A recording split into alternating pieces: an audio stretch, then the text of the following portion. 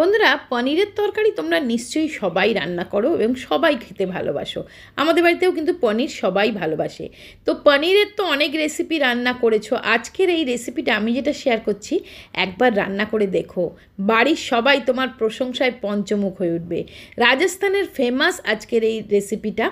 রাজস্থানের মানে প্রত্যেকটা জায়গায় এবং বিয়ে বাড়ি, যে কোনো অনুষ্ঠান বাড়িতে কিন্তু এই আলু, পেঁয়াজ আর পনিরের সবজিটা খুব ফেমাস।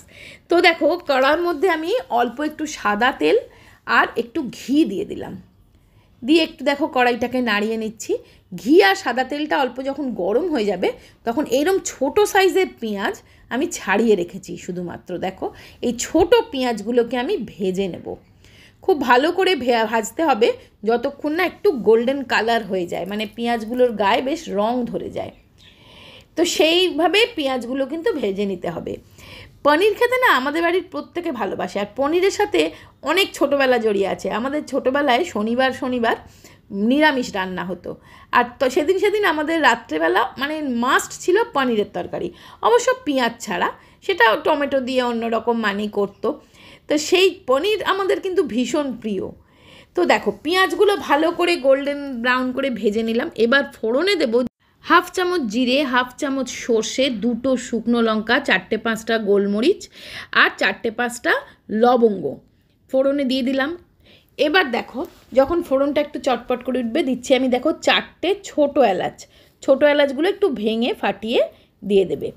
এবার একটু নাড়ানাড়া করে ছোট আলু এরকম ডুমো ডুমো করে কেটে আমি এর মধ্যে অ্যাড করে দিলাম। এবার একটু আলুটাও আমি ভাজা ভাজা করব। আর তার মধ্যে দেবো আমি দেখো 7 থেকে 8টা রসুন থেঁতো করে নিয়েছি। হামানদিস্তাতে থেঁতো করে রসুনটাও এইবারে অ্যাড করে দিলাম।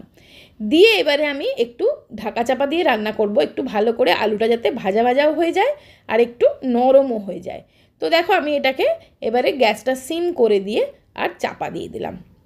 তো দেখো, রান্নাটা কিন্তু আমি করছি Agaro royal pre-seasoned cast iron কড়াইতে। এটা দেখো এরকম দেখতে হয়, ভীষণ মানে বেশ ভালো হেভি কোয়ালিটিটা দেখলে হাতে ধরলেই বুঝতে পারবে। স্মুথ সারফেস, খড়খড়ে বা লোহার কড়াই যেরকম হয় সেরকম নয়, এটা কাস্ট আয়রনের। সঙ্গে দেখো এরকম 2টো হ্যান্ডেল ধরার জন্যে এরকম হ্যান্ডেলের কভারও দিয়েছে সাথে, আর গ্লাস লিডও আছে। এটা তোমার 4.3 লিটারের। যেহেতু কাস্ট আয়রনের খুব তাড়াতাড়ি হিট হয় এবং হিটটা অনেকক্ষণ স্ট্রে করে, আর এটা কিন্তু ইন্ডাকশানেও রান্না করা যায়, গ্যাস এবং ইন্ডাকশান দুটোতেই রান্না করা যায়, আর দেখতে কিন্তু অসাধারণ। তো দেখো, এবারে একটা টমেটো, 1.5খানা টমেটো নিয়েছি, একটু আদা বাটা আর একটা কাঁচা লঙ্কা দিয়ে আমি এটাকে পেস্ট বানিয়ে নিচ্ছি। টমেটো, আদা বাটা বা আদা এমনিও দিতে পারো, আর একটা কাঁচা লঙ্কা। ততক্ষণে দেখো আলুটা কিন্তু অনেকটা কুক হয়ে গেছে আর বেশ সুন্দর করে ভাজা হয়ে গেছে। এবারে আমি ওটাতে দিলাম একটু হিং, হাফ চামচ মতন হিং অ্যাড করলাম। দেখো, হিং অ্যাড করেছি। হিং অ্যাড করার পর একটু নাড়াচাড়া করে নিয়ে ওই যে টমেটো, কাঁচা লঙ্কা আর আদার পেস্টটা বানিয়েছিলাম সেটা অ্যাড করে দেবো। বেশি জল এখানে আমি ব্যবহার করব না, জাস্ট ওই আদা বাটা, টমেটো বাটার ওই মিক্সার গ্রাইন্ডারটা ধুয়ে একটু জল আমি এখানে অ্যাড করে দিলাম। এবারে কিন্তু আবার আমাকে একটু ঢাকা চাপা দিয়েই রান্না করতে হবে, আলুটা যাতে সিদ্ধ হয়ে যায়। কারণ পনির তো ভেজে তুলে রেখেছি, সেটা তো সিদ্ধ করার ব্যাপার নেই, আলুটা যাতে সিদ্ধ হয়ে যায়। তো দেখো, দিলাম পরিমাণ মতন নুন, সামান্য একটু চিনি দেবে ব্যালেন্স হওয়ার জন্যে, দিলাম হলুদ, লঙ্কার গুঁড়ো, মানে যে রেগুলার মশলা আমরা ইউজ করি সেই রকমই, একদম সিম্পল ওয়েতেই বানাবো, কিন্তু অসাধারণ এর স্বাদ। একবার বানিয়ে দেখো, তোমার বাচ্চা বড় সবাই আঙুল চেটে খাবে। আবার একটু চাপা দিয়ে দেখো, যখন দেখছি একটু আলুটা নরম হয়ে গেছে, আলুগুলো কিন্তু একটু দেখে নিলাম, তখন এই ভাজা পেঁয়াজটা আমি অ্যাড করে দিলাম। গোটা গোটা পেঁয়াজ যেটা ভেজে রেখেছিলাম সেটা অ্যাড করে দিলাম, আর আগে থেকে ভেজে রাখা পনির অ্যাড করে দিলাম। দিয়ে খুব ভালো করে মিক্স করে নিতে হবে। দেখো, ভালো করে মিক্স করে আবার একটু ঢাকা চাপা দিয়ে দেবো। লাস্টে নামানোর আগে জাস্ট একটু দিয়ে দেবো ছড়িয়ে ধনে পাতা ছড়িয়ে দিলে স্বাদটা দ্বিগুণ হয়ে যায়। যখন একটু আলুটা নরম হয়ে যাবে, বুঝতে পারবে রান্নাটা হয়ে গেছে, তখন কিন্তু একটু ধনে পাতা অ্যাড করে দেবে।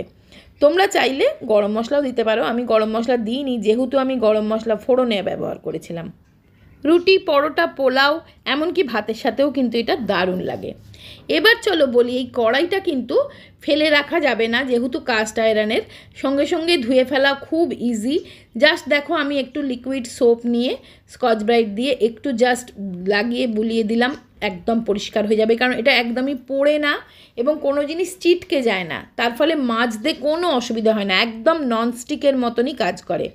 শুধুমাত্র এটা মেজে ধুয়ে একটু ভালো করে মুছে শুকিয়ে রাখতে হবে। এমনি রেখে দিলে জলের ড্রপ লেগে থাকলে কিন্তু সেই জায়গায় জং ধরার চান্স থাকে।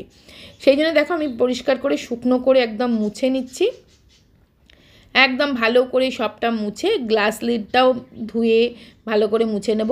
এবার মুছে নেওয়ার পর আমি এখানে একদম সামান্য 4-5 ড্রপ একটু অয়েল অ্যাড করে দিচ্ছি। দেখো তেল দিয়ে একটু টিস্যু অথবা কাপড় দিয়ে এইভাবে মুছে সুন্দর করে মুছাড়া জায়গাটা তেল লাগিয়ে রেখে দিলে একদমই সুন্দর থাকবে, তোমার একদম জং ধরবে না, কিচ্ছু হবে না। দারুণ একটা কিচেনের কিন্তু কড়াই এটা। এটার লিঙ্ক আমি ডেসক্রিপশানে দিয়ে দেবো, একবার চেক করে নিও।